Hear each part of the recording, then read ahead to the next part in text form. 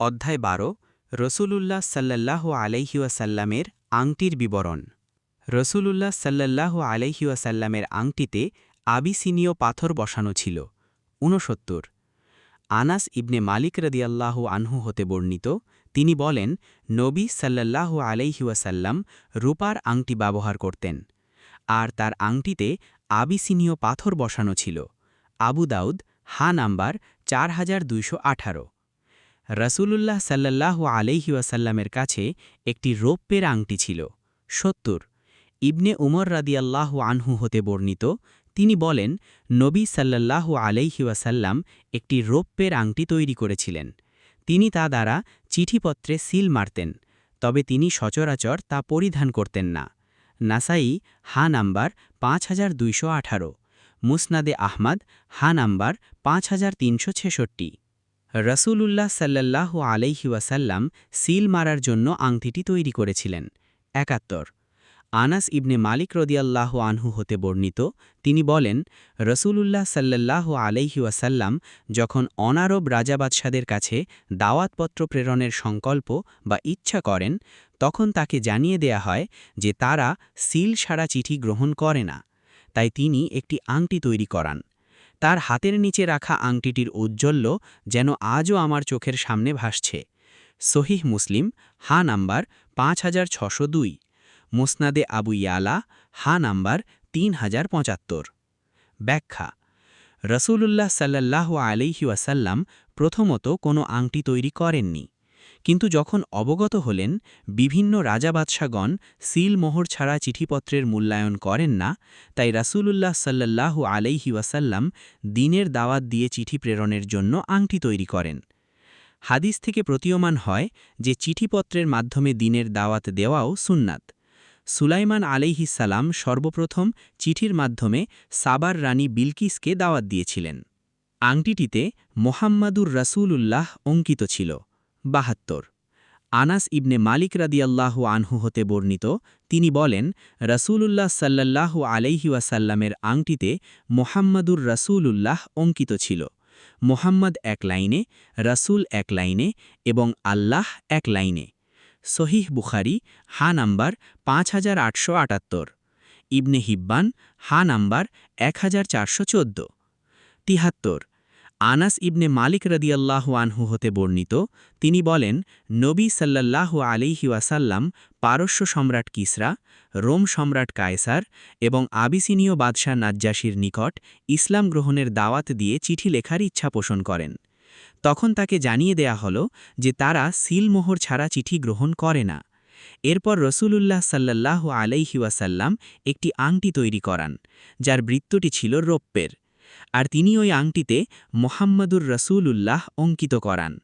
সহিহ মুসলিম number 5603।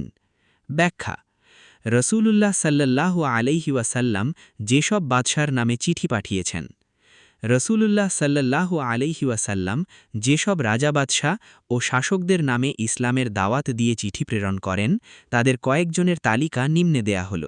১ রোমের সম্রাট Heraclius. সাহাবী দিহিয়া কালবি রাদিয়াল্লাহু আনহু তার কাছে চিঠি নিয়ে যান।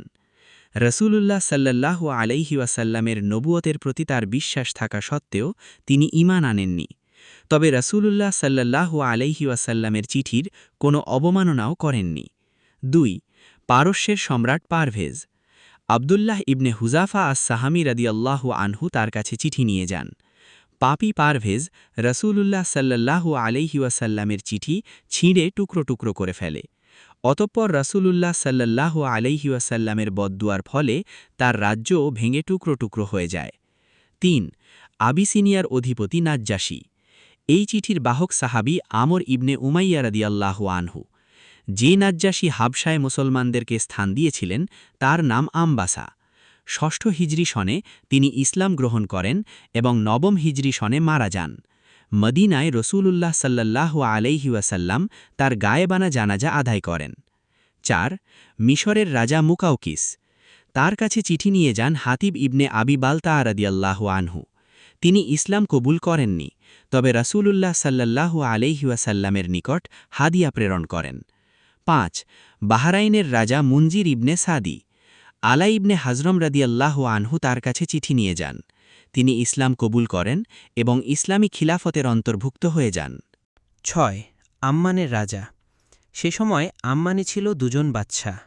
রসুলাল্লাহ সাল্লাল্লাহু আলহি ওয়াসাল্লাম আমর ইবনে আস রাদিয়াল্লাহু এর মাধ্যমে তাদের কাছে চিঠি প্রেরণ করেন। চিঠি পেয়ে তারা উভয়েই ইসলাম গ্রহণ করেন। আংটিটি পর্যায়ক্রমে খলিফাগণ ব্যবহার করেন এবং উসমান রাদিয়াল্লাহু এর হাত থেকে তা একটি কূপে পড়ে যায়। ৭৪ ইবনে ওমর রাদিয়াল্লাহু হতে বর্ণিত, তিনি বলেন, রসুলাল্লাহ সাল্লাল্লাহু আলাইহি ওয়াসাল্লাম একটি রূপার আংটি তৈরি করান।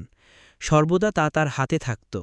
তারপর তা পালাক্রমে আবু বকর রাদিয়াল্লাহু, ওমর রাদিয়াল্লাহু এর হাতে আসে।